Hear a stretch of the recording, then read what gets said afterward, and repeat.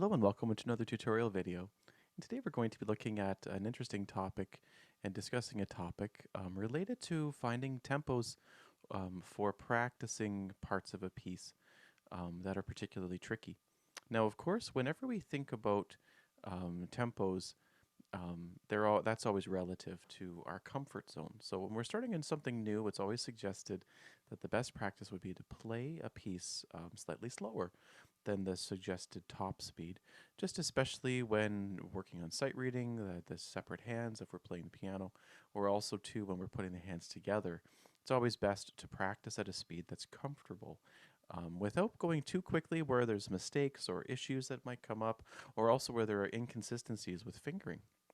Now, of course, fingering is a very important aspect of piano playing, and consistent fingering, in which we play the same musical pattern many times with the same fingering, helps so that when you put the hands together, the coordination, the muscle memory or kinesthetic learning, and also the details related to coordinating the hands feels easy because we've already practiced the same fingering many times, and then when combining the hands together, everything seems to sync very well. Now, when learning a new piece, there are certain strategies we can think about and suggest.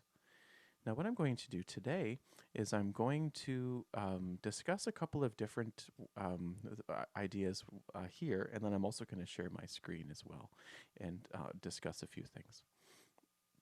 Now, the first and most important thing is we want to think about what tempo fits best.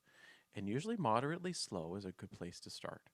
Now, depending on the type of piece that you're playing, will determine the tempo and also the number of beats per minute using a metronome.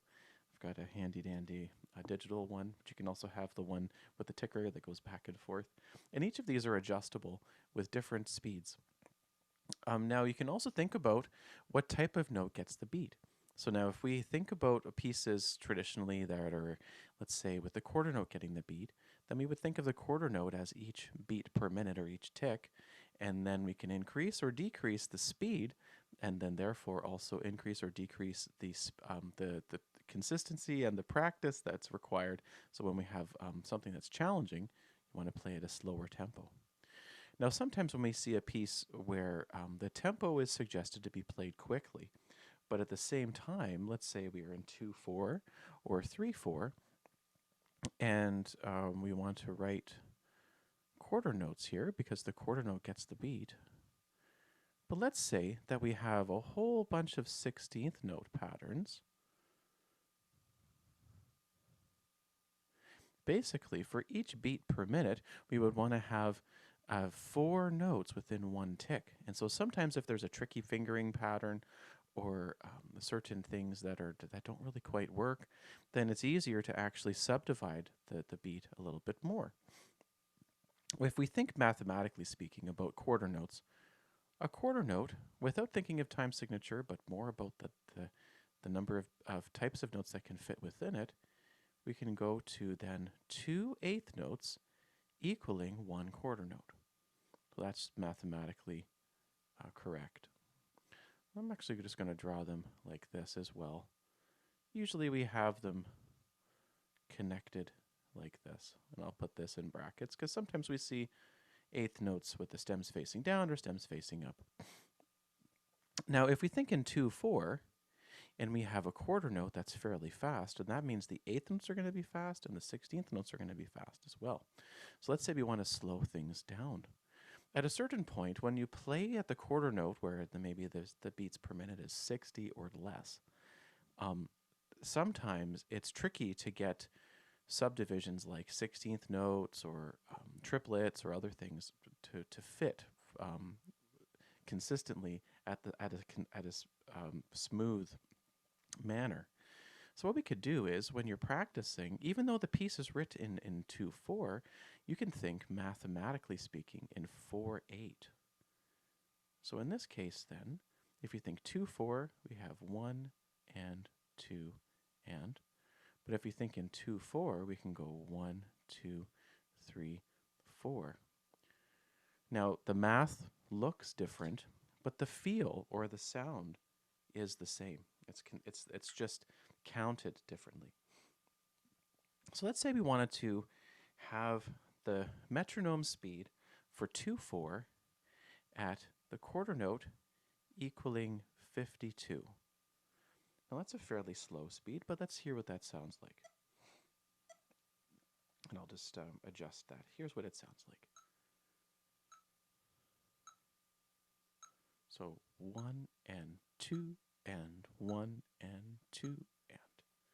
Now if we wanted to use 1E and 2E and 1E and 2E and 1E and 2E and if we wanted to have some 16th notes, the tempo where we have the beat per minute at 52 to the quarter note feels a bit too slow, not in the sense of all the 16th notes fitting within that, but when we want to play consistent finger patterns, it might be a little bit awkward. Sometimes we might find that we're fighting the metronome. We're playing the 16th notes or the 8th note pattern slightly too fast or too slow. So that's where subdividing the beat might be helpful. So if you think 2/4, 2 beats per bar, quarter note getting the beat, but if we know that 2 8th notes equals 1 quarter note, then 4/8 would be basically kind of like the same rhythm, but the 8th note now gets the beat. Now, if we can think of 2 8th notes equaling 1 quarter note, then when we want to have the 8th note that gets the beat, but we maintain the same sound, then we would multiply this number times 2. So 52 times 2 is 104. Now let's find that on the metronome. We'll just 1, 2, 1, 2, 3, 4, 1, 2, 3, 4, 1, 2, 3, 4. So you can hear how the tempo, the beat is faster, but also it looks the same except that the time signature is different.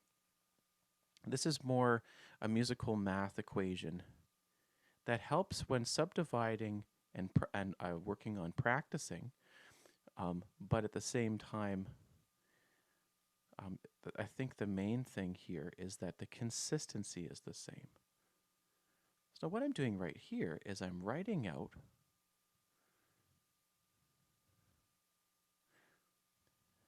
a 3-measure piece.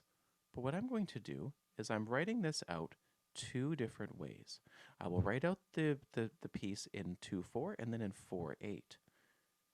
I'll put in the counts, but then we'll clap it and see how it feels the same. It's just the easier speed will be at 4/8. So if we were to write this out, of course, all of the rhythms look the same. In the first bar, we have 2 quarter notes. In the second bar, we have 4 8th notes. In the third bar, we've got 4 16th notes and then a quarter note. Okay. Now, if I were to think in 2/4, where 52 is to the quarter note, but in 4/8, 104 is to the 8th note, I would go 1 and 2 and 1 and 2 and 1 and 2. Wait, let's fix that. Whoopsie. Getting a little bit ahead of myself here. 1 E and a 2 and. So let's fix that here. 1 E and a 2 and. Now if I were to go to 4/8, 1, 2, 3, 4, 1, 2, 3, 4, 1 and 2 and 3 and 4 and. Now let's go to 52. And we'll listen to the 1, 2, 1, 2, 1 and 2 and 1 and 2 and 1 E and a 2 and. Let's clap that again.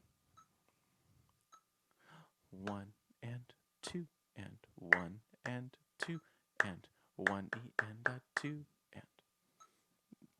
Now what I'm going to do is go to 104 and now clap this last line.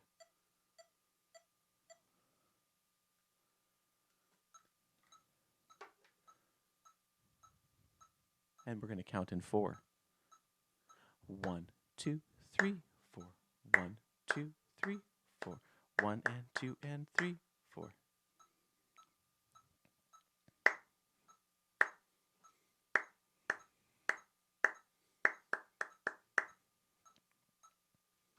Basically, it's the same thing, just counted in a different way. So the same music can be thought of in two different ways. If I were to erase this, both of these lines look the same. 2 quarter notes, 4 eighth notes, then 4 sixteenths and a quarter. But the interesting thing is that the time signature dictates the number of beats per bar, and then also it will dictate the speed in which the beats occur.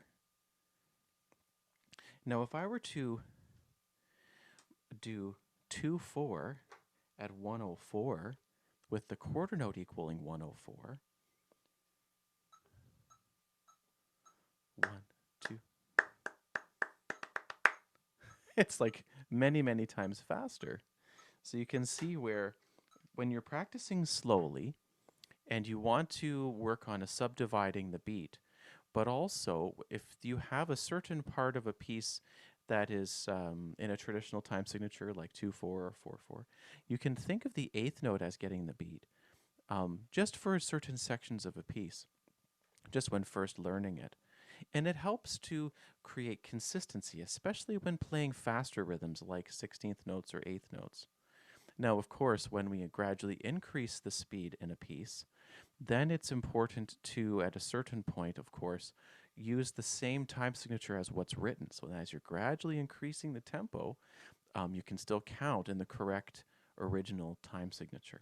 This is more of an observation that I've used over the years with many students, in which slowing down things, but also maintaining the beat, but using a different type of note as the beat per minute, really helps to use the metronome in a helpful way, and also helps to break down some really tricky rhythms that might seem to be too challenging to play when you play at a faster speed. I do hope you find this tutorial helpful. I look forward to seeing you next time for another tutorial. And if you've gotten to the end of this video and you enjoyed what you saw here, please subscribe to the channel and check out other tutorials as well and other performance videos. Thank you so much for watching, and take care for now.